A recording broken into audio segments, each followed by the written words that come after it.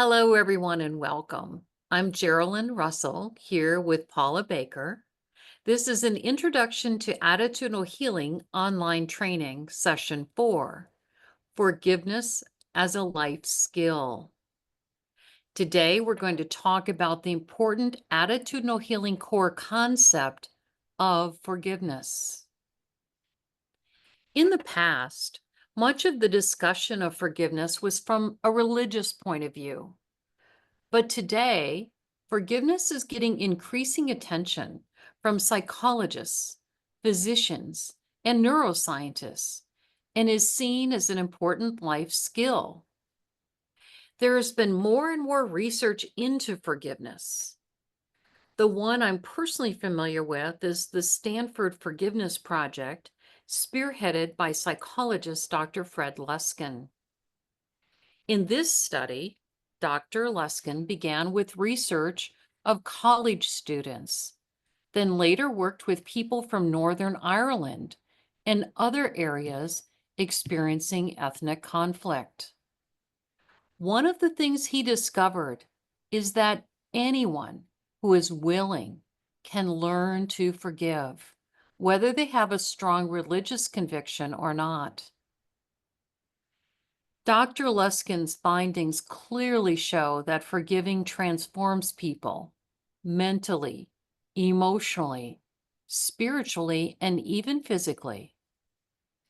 I once heard Dr. Luskin say that there are almost no measurable physiological or psychological functions that are not impacted positively by forgiveness. In his book, Forgive for Good, Dr. Luskin writes, in careful scientific studies, forgiveness training has been shown to reduce depression, increase hopefulness, decrease anger, improve spiritual connection, and increase emotional self-confidence. Dr. Luskin's work, as well as other medical and psychological studies, show that people who hold on to anger and resentment damage not only their relationships and their own peace of mind, but their physical health as well. Holding on to grievances puts a person at increased risk for anxiety, depression, and insomnia. Angry, resentful people are more likely to suffer from high blood pressure, ulcers, migraines, backaches, heart attack, and even cancer. The good news is that the reverse is also true. Genuine forgiveness can transform these ailments. People who are more forgiving report fewer health and mental problems, and fewer physical symptoms of stress. In some studies, even imagining the forgiving of an offender resulted in immediate improvement in cardiovascular, muscular, and nervous system functioning. It can be difficult to forgive when we think that forgiveness is the same as the following list. Forgiveness is not forgetting. Forgiveness is not showing weakness. Forgiveness is not excusing the offender. Forgiveness is not reconciling with someone who might hurt us again. Forgiveness is not condoning the action or pretending it didn't really hurt. Forgiveness is not seeking justice. So, if forgiveness is not any of these things, then what is it? Dr. Luskin defines forgiveness as reclaiming power over your own peace of mind, a change of perspective that reduces our own suffering. As Jerry said to Oprah, forgiveness is giving up all hope for a better past. In Jerry's view, inner peace and a more consistent state of happiness can be reached only when we practice forgiveness. When we're experiencing stress, it means that we have a conflict going on within our minds. Underneath all inner conflicts lies an unforgiving thought. And it is our unforgiving thoughts that limit our minds, put us in prison, and destroy our creative, inspirational potential. When we examine our own experience, we can see that this is true in both our personal and professional lives. Desmond Tutu says, to forgive is to release yourself from whatever trauma and hardship you've experienced and reclaim your life as your own. The one who offers forgiveness is immediately untethered from the yoke that bound him or her to the person who caused the harm. When you forgive, you are free to move on in life, to grow, to no longer be a victim. When you forgive, you slip the yoke, and your future is unshackled from your past. Theologian and ethics professor Louis B. Smead says, to forgive is to set a prisoner free and discover that the prisoner was you. When Nelson Mandela left prison after 25 years, he reportedly said, when I walked out of the gate, I knew that if I continued to hate these people, I was still in prison.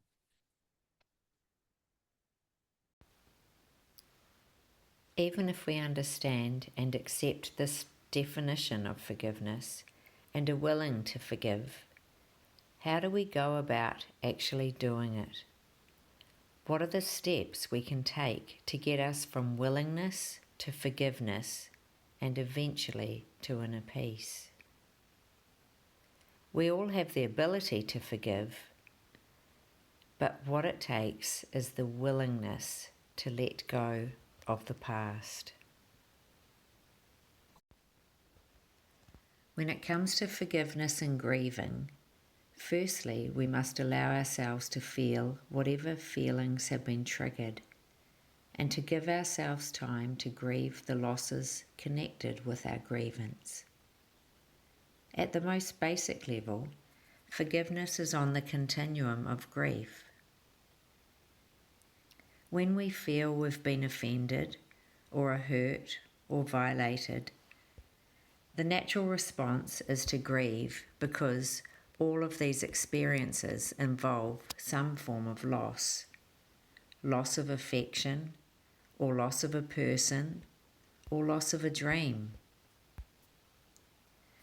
Following loss, humans have a natural reintegration process that we call grieving. Forgiveness can be seen as a resolution of grief.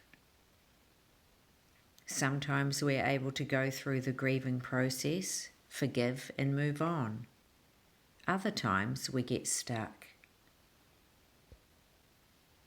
When we're unable to forgive, it is likely we're stuck in some part of the grieving process.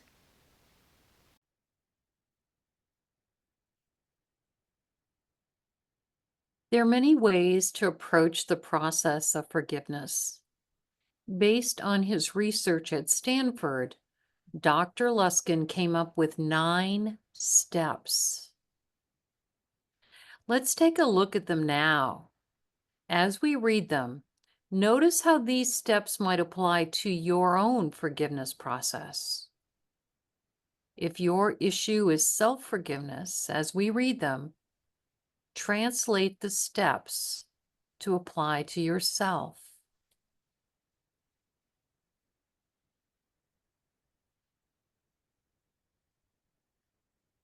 Know exactly how you feel about what happened and be able to articulate what is not okay about the situation.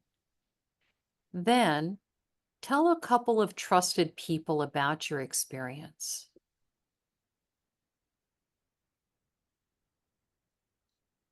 Make a commitment to yourself to do what you have to do to feel better. Forgiveness is for you and not for anyone else. No one else even has to know about your decision. Understand your goal. Forgiveness does not necessarily mean reconciliation with the person that upset you or condoning their action. What you want is to find peace. Forgiveness can be defined as the peace and understanding that come from one, blaming the offender less, two, taking the life experience less personally, and three, changing your grievance story. Get the right perspective on what's happening. If the grievance happened in the past, recognize that your primary distress is coming from the hurt feelings, thoughts, and physical upset you're now suffering, not what offended you or hurt you in the past, whether it was 2 minutes or 10 years ago. Let's use anger as an example here. Neuroscientist Jill Bolte Taylor says that anger is a programmed response that can be set off automatically.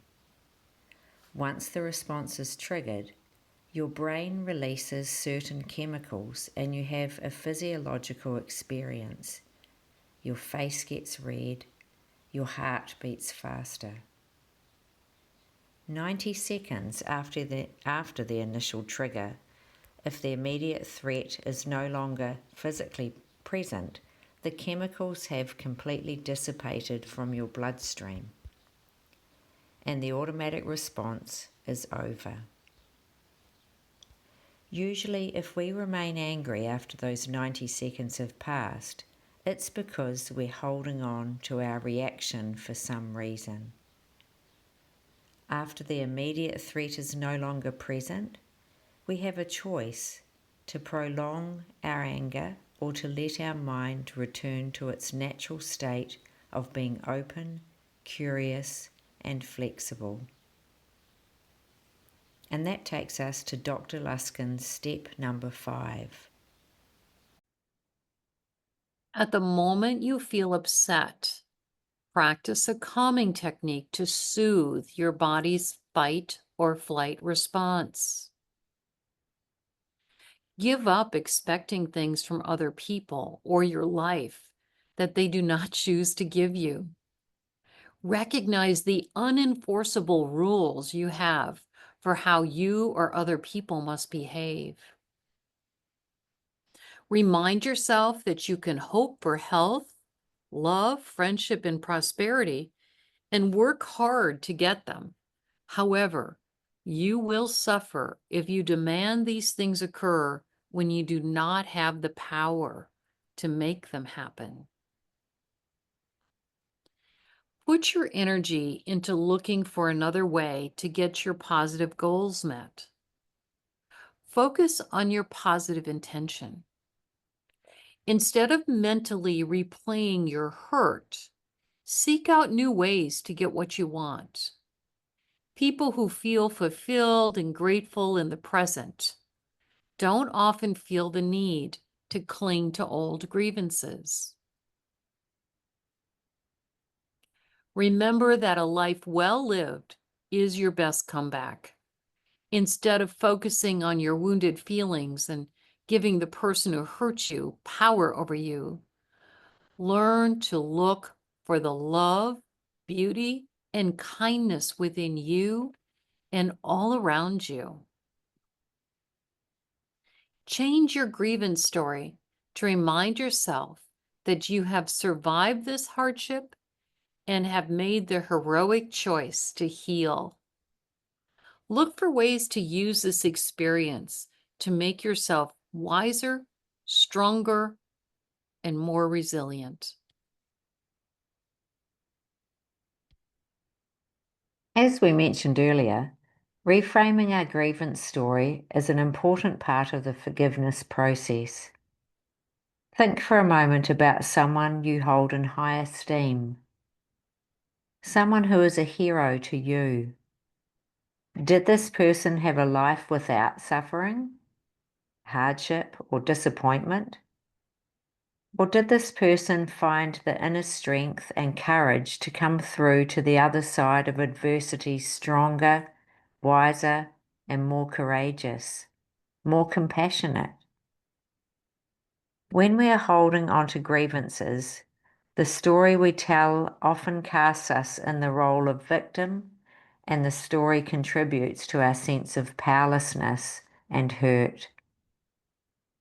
When we are able to see ourselves in the role of hero and tell our story from a hero's perspective, healing is well underway. Also, keep in mind that Dr. Luskin's forgiveness research indicates that even imagining forgiveness can have positive effects on our physical and psychological health. At the same time, forgiveness is a totally free choice, an inner choice. No one can force us to forgive, and no one can force us to not forgive. And it's completely up to us to decide when we are ready to shift our perspective. This concludes the video for Session 4, an introduction to attitudinal healing, forgiveness as a life skill. We look forward to seeing you in our online group soon. Please visit the Attitudinal Healing International website for dates and times for attitudinal healing peer support groups. Thank you. I'm Geraldine Russell with Paula Baker.